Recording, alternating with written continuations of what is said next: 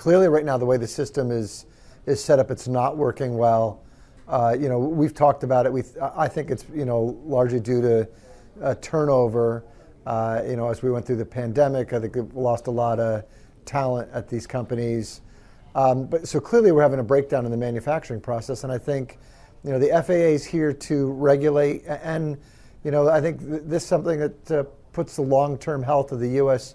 aerospace business at risk, and they're here to help protect that, right? And so putting them down in the line, I think, is a positive. It may slow things down, but I think for a good reason, so that you get quality through there, and folks can trust the products coming out of Boeing and other U.S. aerospace suppliers.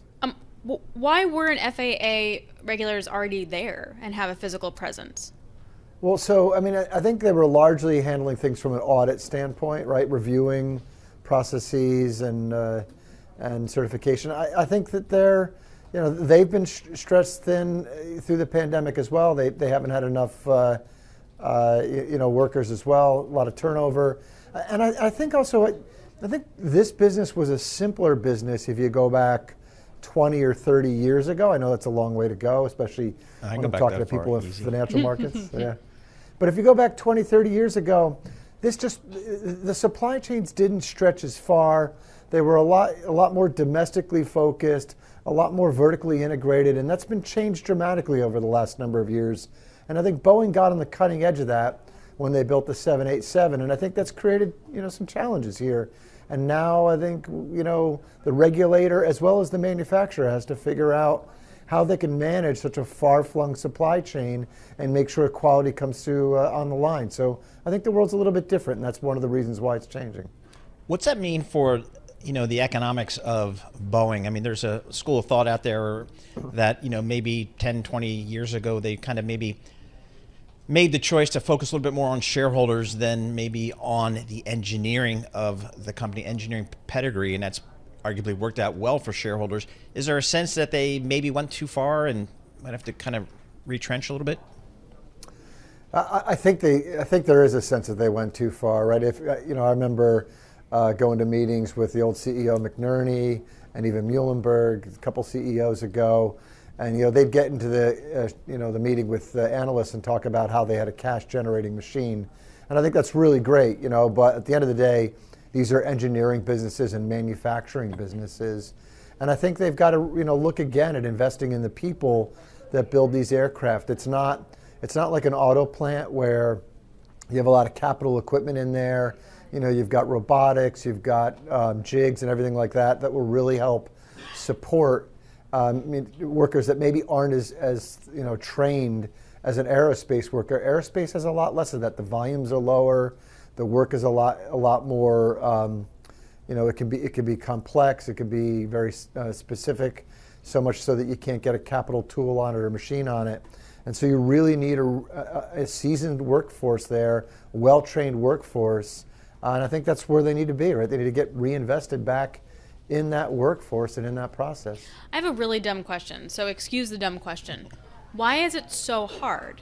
I understand that building big things that carry people is difficult, but doing it well shouldn't be hard for a Boeing and an Airbus. They're the only two guys who do it. So where have they gone so wrong that they have to sort of drill down this much? Well, I guess I would say it's so hard because the tolerances are so tight, right? Meaning you can't make a mistake in this business, right? You and I go to work, I can make a problem in a spreadsheet. It's okay, I'll probably figure it out in a couple hours or something like that. You can make a bad car, and when it breaks down, you pull it to the side of the road and you get the tow truck. It's not the end of the day. This is a zero tolerance for defects business, and that means every little miss is noticed, and that's why I think it's so hard. Fair enough. Is Boeing, are they taking new orders now? How is it day to day for them? Are they still their backlog's still huge? Selling stuff, right? They're absolutely open for business taking orders. I haven't seen many orders flow through lately. I have heard some customers like Ryanair that are always looking for a good deal say that if anybody doesn't want their airplanes, they're willing to take them. But on the sales side, absolutely, I think they're open for business. And on the manufacturing side, that's the challenge here too, is they're not going to shut it down. Mm-hmm. They're building at a 38 rate. They've got to do that as well as possible while improving it. And then, we're going to wait and see what what changes the FAA may want as they get involved here. But they're still running the business while they try to make these improvements. Because, for an airliner, for example, like you put in orders and it's like years in advance, right? So like they kind of have to stay in the queue. But if the deliveries are pushed out, what airlines have enough of like old planes that they can still do the stuff? So the global airline fleet, like I could take the next couple hours to talk you through it, but you got like 90 seconds? There's a lot of them that have older fleet that can rely on it. Right now, there's been no change to Boeing's build strategy. They're building at the 38 that they broke to at the end of last year, and if this FAA analysis takes longer than 6 months, maybe we get into a situation where Boeing can't go to the next build rate that they had projected as they told customers they could have airplanes. I could tell you that there's a lot of folks, a lot of airlines in the world that expected airplanes, even from Airbus, at certain dates, that are having to push some of those out and make provisions with either lessors or using older fleets so that they can cover the schedule they want to fly. So this is not just a Boeing issue; it's sort of managing not having airplanes ready.